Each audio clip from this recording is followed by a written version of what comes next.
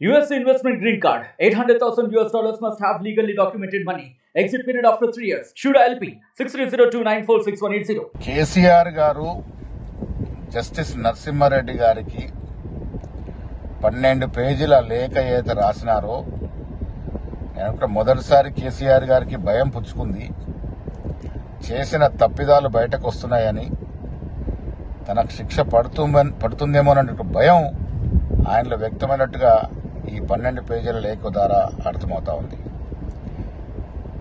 విద్యుత్ కొనుగోలులో నిజంగా కూడా కేసీఆర్ ప్రమేయం లేకుంటే ఈ 12 పేజీల లేఖ అయితే జస్టిస్ నరసింహారెడ్డి గారికి రాసినారో అదే 12 పేజీల లేఖ రాసి మీ తప్పిదం లేదు దీంట్లో నిరూపించుకునే ప్రయత్నం ఎందుకు చేయట్లేదు? మీరు మీ తప్పిదం లేదు అని నిరూపించుకునే ప్రయత్నం చేయకుండా మళ్ళీ సెంటిమెంట్ని రాజేసి మీరు తెలంగాణ వాళ్ళ మీద ఎలా ఎంక్వైరీ చేస్తారని, విచారణ చేస్తారని భయపెట్టే ప్రయత్నం కేసీఆర్ చేస్తున్నట్టు కనబడతా ఉంది.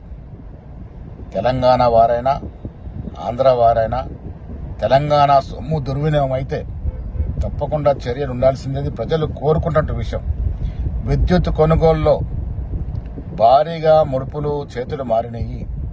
ఇదొక పెద్ద కుంభకోణం మొదటి నుంచి కూడా కాంగ్రెస్ పార్టీ చెప్తూ వస్తూ ఉన్నది. ఆ ధర్మిలానే ఇలా జస్టిస్ నరసింహారెడ్డి గారి ద్వారా కమిషన్ వేయడం జరిగింది. ఎవరెవరైనా దోషులకి నోటీసులు ఇచ్చినారో వారంతా కూడా కమిషన్ దగ్గరికి వచ్చి నిజంగా మీరు తప్పు చేయకుండా ఉండుంటే, మీ ప్రమేయం లేకుండా ఉండుంటే మీరు అవి దులుపుకోవాల్సింది పోయి రివర్స్గా లెటర్లు రాస్తూ భయపెట్టే ప్రయత్నం ఏదో చేస్తూ ఉన్నారో దానివల్ల కేసీఆర్ చేసినటువంటి తప్పిదం ఆయనకు భయం పుట్టుకుందనేటువంటి మాట స్పష్టమవుతా ఉంది. ఇప్పటికైనా ఈ జరిగిన యావత్ కుంభకోణంలో వాస్తవాలు తెలియాల్సిన అవసరం ఉంది ప్రజలకి.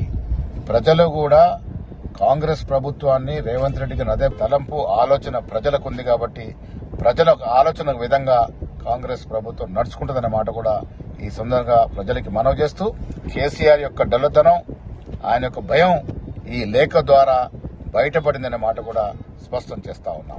మరిన్ని వీడియోస్ కోసం ఛానల్ ని సబ్స్క్రైబ్ చేయండి. లేటెస్ట్ అప్డేట్స్ కోసం వాట్సాప్ ఛానల్ ని ఫాలో చేయండి. అండ్ లింక్ డిస్క్రిప్షన్ లో ఉంది.